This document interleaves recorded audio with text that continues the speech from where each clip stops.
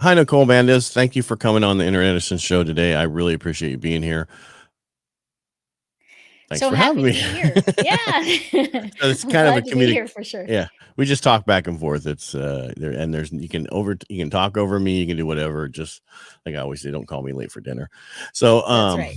yeah. So we were supposed to have this a week or so ago, but a lot of people don't realize I had COVID, and I tried to go through it, and it just got to a point in the afternoons I had no energy, and it was at first I thought I just had allergies, and then come to find out each day it got worse and worse and worse, and finally got tested because I do a lot of reverse mortgages for older people, and there's no way I want to sit in front of them with COVID.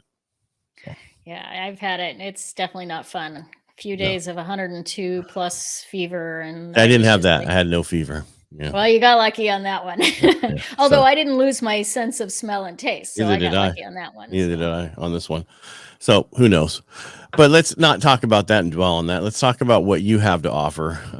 You deal with virtual assistants, I assume, correct? yeah, I Yes. have an agency, and we have sort of a unique approach to things and the way we do it because there's a lot of challenges around working with virtual assistants, and a lot of people don't have a lot of experience with that. Or they So have bad experience with that, or they right? have bad experiences. So it's sort of jaded them and tried to, they're like, yeah, I don't know if I want to dip my toes into that, but I know I need to outsource. So what are my solutions? So we And that really was one tried of to the.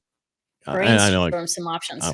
I was trying to. I cut you off. I apologize. But one of It's the reasons okay. I wanted you on the show is with Inner Edison, it's the greatest accomplishments come from your greatest defeats. And as a business owner or you're starting stuff, a lot of times you can't afford a full-time person, and there's certain things you want to get done and you need somebody else to do that. So I wanted to bring somebody on to help people understand what virtual assistants are. How do you find the right ones? How do you get them for your team that is a benefit and not a negative? And that's the reason that I wanted you on the show. Well, it's one of my favorite topics, besides talking about myself and, all And that good COVID. stuff. And COVID. How'd you get into virtual assistants?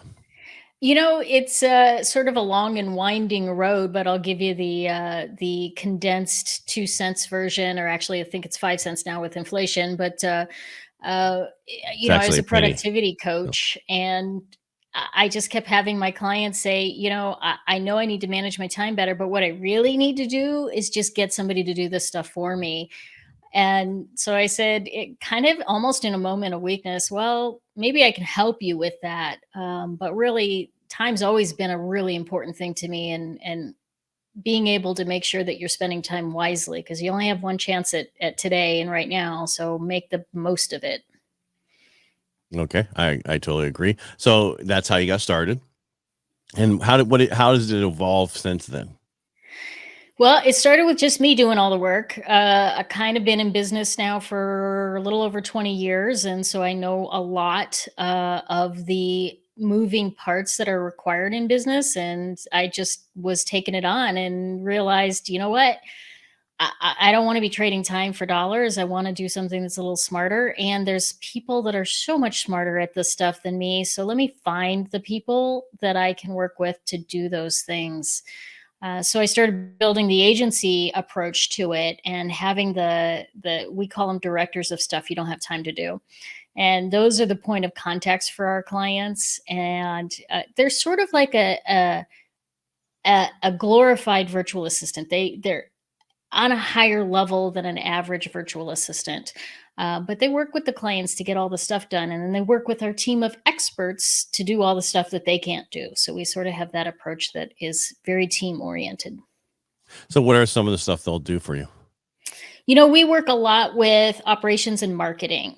So it can be basic admin type stuff, which is what most people think of when it comes to virtual services. They think, oh, handling my email, handling my calendar, filing things in the right place, and all of that kind of good stuff. And we certainly do those things.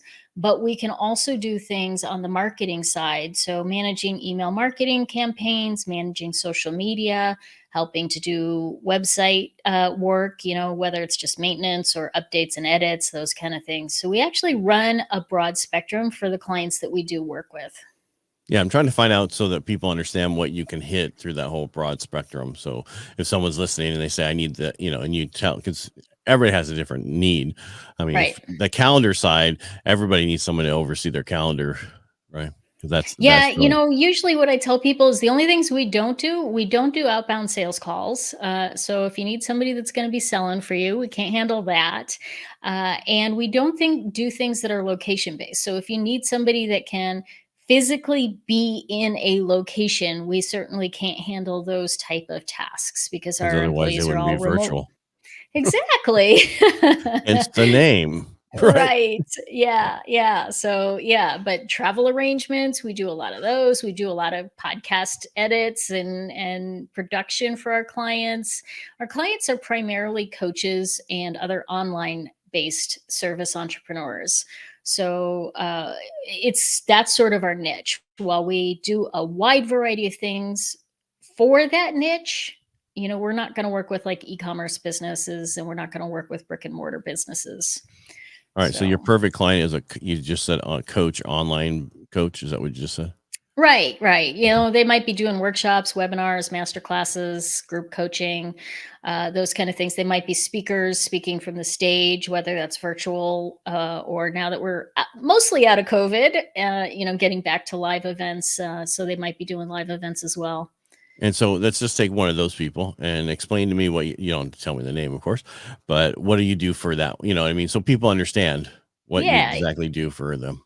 Yeah, so a typical average client, we're going to meet with them on a weekly basis. Our director is, and she's going to go over what are their goals, what are their, projects that are coming up, and she's going to help to manage those kind of like a project manager. So it might be things from creating a new workshop and figuring out what are all the moving parts, planning that out, scheduling the details, making sure that we have the copywriters, the graphic artists, video editors if that's necessary, and managing that process quite a bit. We might also be helping them create the emails that go out for that email sequence, onboarding their clients. We do a lot of podcast guest outreach for our clients, and really help to get them booked on shows like this, for example. So a lot of those things that they know they need to be doing, and they're just it sort of falls off the plate because they have too many other things on the plate right now. So basically you would do something like, excuse me, if I need someone, I do my podcast, scheduling it, sending out the emails for the event, any changes, update the calendar, that kind of stuff. Yeah, Right. yeah. I actually have my own podcast, Coach's Copilot, and so we have a podcast producer on our show, and she does all of the guest outreach and follow up. She coordinates all the graphics that get done. She works with our podcast editor to edit the actual episodes. And then we have our social media person that steps in and gets those all posted to social media, and does the captions and sends out the newsletter. So literally all I have to do is write the questions and show up, which I love because I love to work less than 20 hours a week. That's my goal. All right. So now what is that normally? I know you can't tell me exactly, but on a cost basis for someone doing that for you for your podcast, I mean, what is that cost of a regular person a month on your business, or what's that normally look like? Yeah, we have Eh, very flexible packages. So rather than, a lot of these companies out there will say, here's our flat rate, and it includes everything plus the kitchen sink, which also includes a lot of things that maybe you don't need in your particular production. So we customize everything based on the needs of the client. Our average client, we're usually at 975 a month is our starting package, kind of right in that time frame, and that includes all of our services. So we're not specializing and saying, well, you can only do podcast production with this, or you can only do admin with this. It covers everything, so you don't have to wonder, well, what if I add this in? How much, is that going to change right. my bill? So, and it's And flexible on a month to month basis. So some months you might need more, and some months you might need less. and that basically how many is that? So many hours basically with that Correct. that dollar amount. Yeah. Yeah. Yeah. And that covers most production and, a few other things here and there, depending on how long the shows are and how many Right. episodes you have, that kind of thing. I mean, because on average 30-minute episode of a podcast to edit it takes time depending on who's doing it, and then you got to do the you know different things for it, and you got to do all the posts for it. You got to do all the cut up for the little 58 seconds that you drop on Friday or whenever you drop it, and that whole thing uploaded to Right. the, wherever Right. And you house communicating it. with the Yeah. guests And here it's yeah, dropping this week on this time, so you can promote it, and here's the clip to promote it. Right. exactly. Yeah. And I don't want to have to remember to follow up with the guests. I don't want to have to remember to, meet with my podcast editor and listen to the show. I mean, when we edit our shows, we do minimal editing. So we don't cut out a lot of the ums and ahs and that kind of thing. But there's still, cleaning up the audio, making sure that it's a higher quality, adding the intros and the outros, and then we have to have somebody that's listening to it to create those show notes. So that takes time too. Our shows are usually 20 minutes or so, and it still takes 20 minutes for somebody to listen to it and go through and say, "Oh, she made note of this. We have to add that to the content," and all those kind of good things. So it does Right. take time. And then transcribing it, you got, to put it up with a blog with it, whatever you do, because there's a lot of stuff you can do with podcasts. I know that my Inner Edison, I do a lot of that, but then my Helping the Brave, which is live on LinkedIn, YouTube, and wherever I missed it, I think Facebook, and Twitter. The issue with that one is we don't do that. I mean, we post it Right. afterwards on the podcast, but we don't edit it and do the content because it's different. It's a different show. So that's one thing we don't have to, but it's important to have that on a show like this so that people can go in there and quickly see certain things they want to, grab for or whatever. And that's, Yeah. yeah. Yeah, and thank you, by the way, for your service. I appreciate it. My son is active duty Army right now, and every year we offer a grant to a veteran-owned business through Virtual A Team. So it's definitely something I'm passionate about, and I appreciate your service. Oh, thank you. My son's actually active in Anchorage, Alaska in the Army as a medic, airborne. Mm, So yeah, yeah. he'll be leaving there this next year, going probably, somewhere stateside because Alaska is, out of the country. If you didn't know Right. that, Like, yeah. Okay, sure. during the winter, it Yeah, feels like it's Russia. I don't care for what they sure. think. Yeah. It's Yeah. definitely My cold up son's there. out in North Carolina, Fort Bragg. So Yeah. but it's still on the other side of the country for me, so I don't get to see my granddaughter all that often, as not as often as I like, but at least he's still stateside.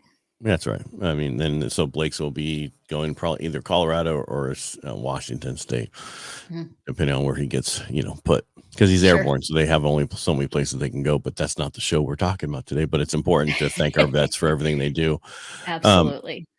all right. So this is your thing, not my thing. So what am I missing with my questions? Because the questions I had, were basically I wanted to know. One thing I didn't ask is where are they located? Are they all over the world, or are they all local in the United States? Your Yeah, virtual so assistants. our team, our directors who are our main point of contacts with our clients are all US based, and that helps with language barriers. It helps with time zone issues because a lot of times, you want to be able to access your person during the hours that you're working. And if they're on the other side of the world, that is hard to do. Our experts, on the other hand, those can be our graphic artists or our editors, those kind of things, because our team is working with them. They are all over the Mhm. world. So, it gives a little bit of flexibility there so that we can find the best people for the job. No, I just was curious because people Yeah, want to sure. know, and I mean, because I was talking to a good friend of mine and he was saying how people want to get virtual assistant people so cheap and inexpensive. And those are the worst ones to get where you can pay someone $40,000 a year out of the Philippines and you have like a PhD person because of what you're paying them. I'm just saying, don't be cheap on this stuff. It's important to get pay a good, decent wage for these people. And that's why I'm glad somebody else is handling it. So you don't Right. handle it. Right. Yeah, and I mean, there's pros and cons to those people over in the Philippines. Certainly we do have That was some just on our team. example. That was just Yeah, yeah. example. Well, Yeah. I mean, and it doesn't even, it could be Malaysia, it could be India, it could be the Philippines, but any of those, countries, a lot of times, uh, they're brilliant at what they do, but sometimes they're not very proactive in what they do. So it's balancing that, and regardless of where you're hiring or locating those resources, you still have to do your due diligence to make sure that the individual that is going to meet your needs. Because one of the biggest challenges with hiring VAs is that a lot of business owners think, they're going to know all the things that I don't know. So all I have to do is give them the task and ask them to go do it, and they're going to go figure it out. And that's for the most part a misnomer. It's one of the things that we solve at Virtual A Team. But if you're looking for uh, a cheap virtual assistant solution, that person does not know what you don't know. So you will need to have standard operating procedures in place. You will need to know exactly what you need them to do. It's sort of the difference between having somebody that cooks burgers at Burger King and having a five-star Michelin chef. There's a whole different level of quality there. So no, sometimes paying more does provide a much higher level of service. Right. But what the nice part is they are they're not an employee. So as a business owner, you don't have to worry about the employee part of it. Workers' comp, you don't have to worry about the employee tax. You don't have to worry about healthcare. You don't have to worry about their going into your 401k, 403b program that you have at your company. It's something totally, it's a contracted position through another company. So it's easier on you as a company. So you can Oh, add, yeah. 100%. Yeah. And in addition to that, usually when you're going through this process to hire an actual employee, most people are going to spend a lot more time doing the research and then spending time training and getting them onboarded. And they're going to be much slower to let that person go. So if you end up with a bad hire, it's a lot harder to let go of an employee because then you got to play, unemployment taxes and all that kind of stuff. Whereas if you let go of a virtual assistant, it's a little bit easier to kind of do that and say, okay, it's just not working or the project has ended. We hired you on a trial basis, all of those kind of things. So it's definitely a much easier process. And working with an agency like ours, if there's something that doesn't go right with your virtual assistant, we replace them for you at our expense. So you don't have to go through that whole process of trying to find and hire and train and manage somebody all over again. We do that for you. Right, and if somebody is no longer gonna be there working for you and they're bringing somebody else in, that new person will be trained by you, not by us. Correct. And that's Yeah. that's the Yeah. big difference, and I don't think a lot of people understand how huge that is, because the time it takes to train an employee to do certain tasks, it's a lot of time that you invest, and please, if you're an employee and you hear what I just say, don't take it personally, but the employees today are not the same as employees 20 years ago or the way that they stay with a company. Everybody's looking out for themselves. I'm not saying that's a bad thing. I'm just saying, so you're going to spend time training people, but they're not going to worry about that you trained them. Yeah, there's definitely a mentality out there now that says the best way to get a promotion is to change jobs. So you can be with a company for 6 months or a year and then get a better offer from another company and climb the ladder that way, as opposed to putting in the time with the company. And we no longer have sort of the mindset that our parents did, where Mhm. it's work for a company for 60 years, get your retirement, and then, get your pension, because, companies don't pay pensions anymore. They don't, I mean, there's two sides to that coin. The Mhm. companies aren't rewarding their employees for staying longer, and the employees are finding alternative ways to increase the benefits to them by moving to other companies. They don't feel that obligation any longer. No, I can see that with my daughter who went here and then went to Amazon and now is over at Target warehouse. You know what I mean? She moved over to different places to get the next advancement instead of, because they don't see, I mean, companies, and I wasn't trying to come off wrong there, but a lot of companies don't care. A lot of Right. companies, there are some companies who do care. And the problem is then the employees don't. Right. So Yeah. there's that mix, and it's harder to have that, because being as a business owner, I care about my employees. I want to make sure they're taken care of. And if for some reason things slow down, like you said, I'm going to keep them on because they're my employees. But if it's an assistant who's doing certain things and that's no longer there, you can just say, thank you so much. That was fun. And we'll see you when we have another project. And thank you so much. Right. Yeah. Yeah. There's good companies and there's good employees. There's bad companies and there's bad employees. So it really does run that gamut. And, so this does give that alternative to feeling like you have to invest a ton of money in an employee without that known concern about loyalty and all that good stuff. Right. And it's, I mean, what people don't realize when you start a podcast, I'm going to stay there, how expensive it is. Hmm. Right. If you do one a week and you're dropping 4 a month, the editing of each one of those, the set, all this different things you set up on them, all, checking all that stuff, it gets expensive and people don't realize it. And that's why there's so many podcasts. But then I think they were saying 5 out of 10 just aren't working anymore. Right. They're not even there. You go to check them and they haven't updated forever. And I can see that because it's very expensive to take care of all that. So when For people, sure. yeah, Yeah, you're either investing your time or you're investing your dollars, but there is no alternative to that. So, I mean, we're gone are the days when you could throw up a podcast without any edits whatsoever, without any intro or outro. There's just too many out there. And nowadays, with our team, one of the things that we look for being a guest on podcasts is, do they have at least 25 episodes? Because that's kind of the cutoff point. Shows don't last much longer than 25 episodes. whew, So I barely made it. Okay. you made the cut. Well, the um, problem was the first ones I didn't do video on because it wasn't really going. Nobody was doing video, right? At the yeah. time, and there wasn't StreamYard yet. There was Squadcast and Riverside FM coming out. Squadcast didn't have video yet, but they had the voice, which was great because when I would talk to somebody in Australia and they'd have an issue with their sound, because of the Wi-Fi, I would still get it sounded perfect because it sends over the bits at a time, not as you're doing it. So it stores it locally and then sends it over. And so it was just learning all that in the last almost 2 years. The difference, Right. right? I Yeah. mean, because Yeah. It's a whole podcasting has been different world. around forever. I mean, it seems like forever, for at least 10 years or more. And it's just changed drastically in the last, I'd say, since COVID came and all the pandemic, that how many people were getting on there and different changes that has happened.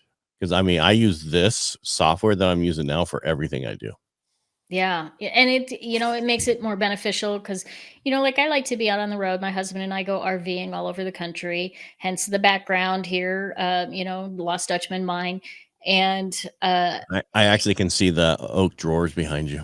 right, because my green screen isn't quite A green active. screen. But the point. Sometimes I don't have great internet Right. connection when I'm on the road, but these types of services still allow me to be able to bring my mic along and record a great episode because those services are available to us nowadays.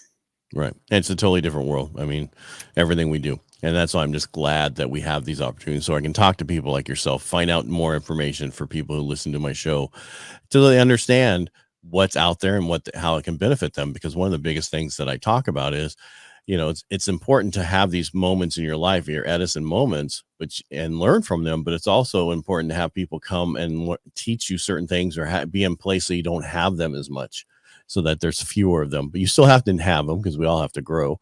But it's just important to have. And that's why I like bringing people like yourself who can help business owners and people grow their company or actually take stuff off of them so they are more relaxed and they can have some more time. Yeah, and it's definitely, most of us, I say all the time, we're not born to manage people.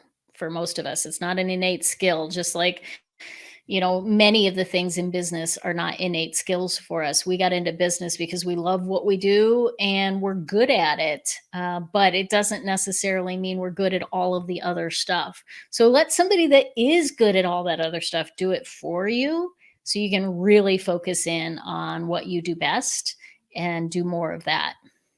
I totally agree. I don't know how much we have to say after that.